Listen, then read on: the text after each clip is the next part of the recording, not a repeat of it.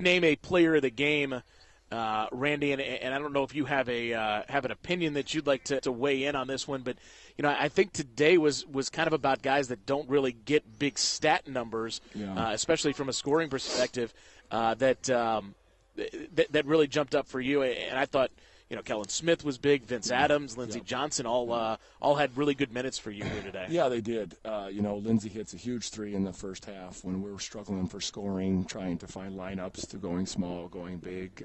Defensively, for us, it's always going to be a defensive matchup first. We got to find a way to guard the team we're playing. And we did not do a very good job with that with 24 to start the game. He had their first 9 points of their 24, or 22 of his 22 was in the first probably 2 minutes. And that was a bad matchup on our part to start the game. And that got them rolling. That gave them energy. That gave them, they're a good team. And things like that. But that got them rolling, and we just can't allow someone to have a start like that.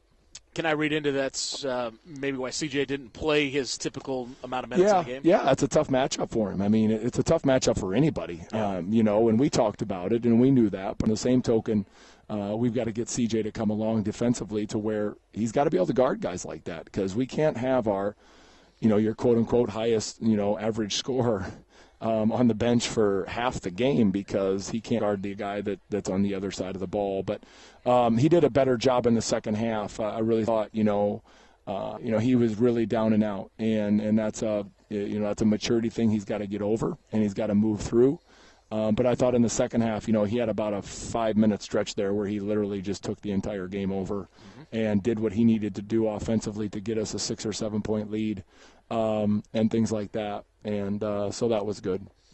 Defensively, there was a stretch in the second half where Zach Miller couldn't touch the ball. Yeah. And that appeared to be by design, and most of the time Kellen Smith was on him, but I think there were some times where Vince was on that prevent, and I think where Sterling Johnson was on and their offense is different when it doesn't go through Zach Miller. Yeah. Well, he's their point guard, and he's he's leading the league in assist to turnover ratio. So tonight he had 8 assists and 5 turnovers. So hopefully next time we can switch that around and he has 5 assists and 8 turnovers.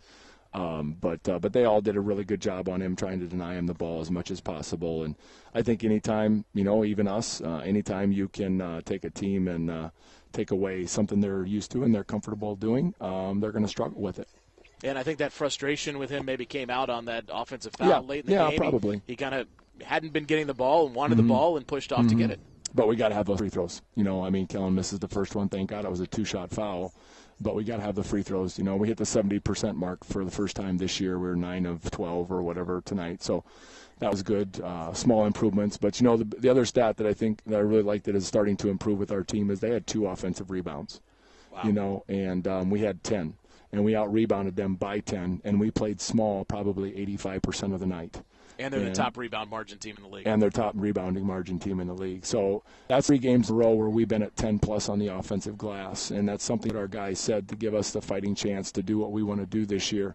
We had to improve not only our offensive rebounding output, but also keep the other team from their offensive rebounding and what they do. And so far we've done a pretty good job. We out-rebounded Grand Valley on the offensive glass. We out-rebounded Ferris by 1 on the offensive glass and by 8 or 9 overall. So that's a huge improvement for us because that takes away second chance. They had the 1-3 in the first half was off of one of their offensive rebounds, and that takes away threes because that's a great time for them to get a 3 is when the offensive rebound, everybody's sucked into the ball and they can kick it out to a wide-open shooter. It seemed like it was a very, very physical for you guys. Big. They grind it out. I want to know what their weight program is. Holy smokes, they're huge. Maybe steal some of those secrets from what they're doing. Man, when we go down there to play, I might try to corner their strength coach.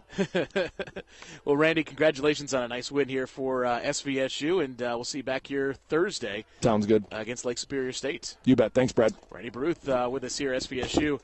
Coming away with the victory tonight. Final score here from Saginaw, 59-56.